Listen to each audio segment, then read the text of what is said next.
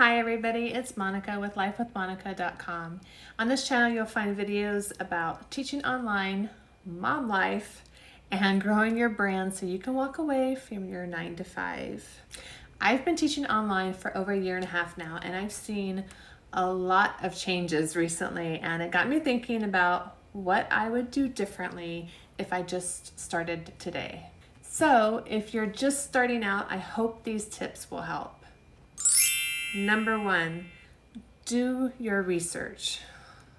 When you're trying to decide which company to work with, make sure you have all of the information.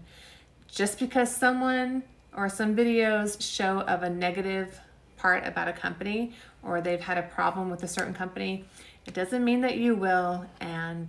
But on the flip side of that, just because someone has huge success with a company doesn't mean you will either. So I strongly suggest you search through YouTube.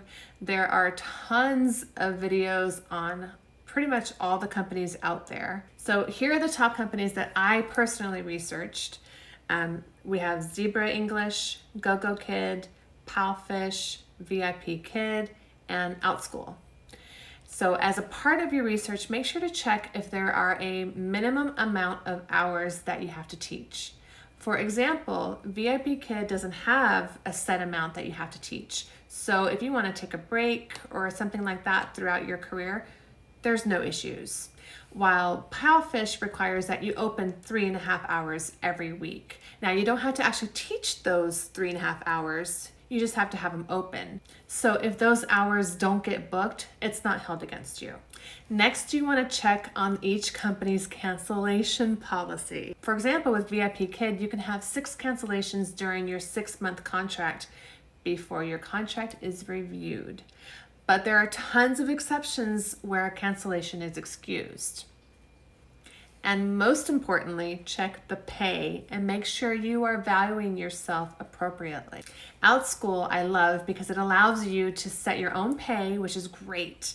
It allows you to hone in on your skills, create your brand, build an audience, create your own curriculum, but they do take 30% off the top. I strongly recommend once you get started with a company that you start looking at your second choice.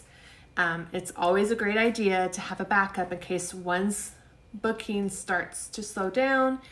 You'll have the other one to pick up your openings. 2, find a mentor. There is such a learning curve when it comes to teaching online. Student engagement is completely different than in-person teaching. Make sure that person knows the current application process very well.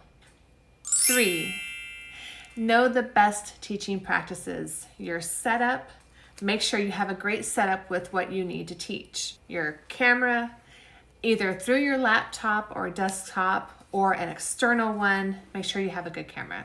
Your lighting, even if it's just the small ring light that clips onto your computer, just make sure it's good. You can always work your way up to the better options. Your headset. Yes, you need a good headset that's comfortable. Good internet is super important, so find out what the internet requirements are for the company you'll be working with. You do not want to have crappy internet service while you're trying to teach.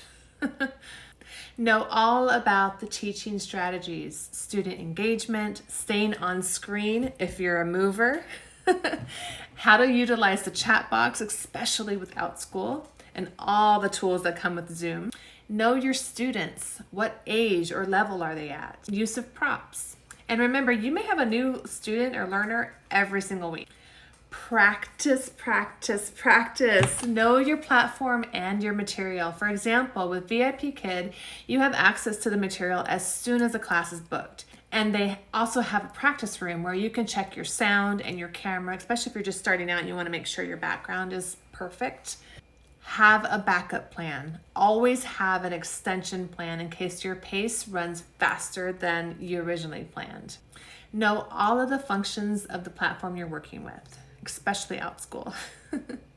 And have fun. Learn to laugh off mistakes. You'll do better next time.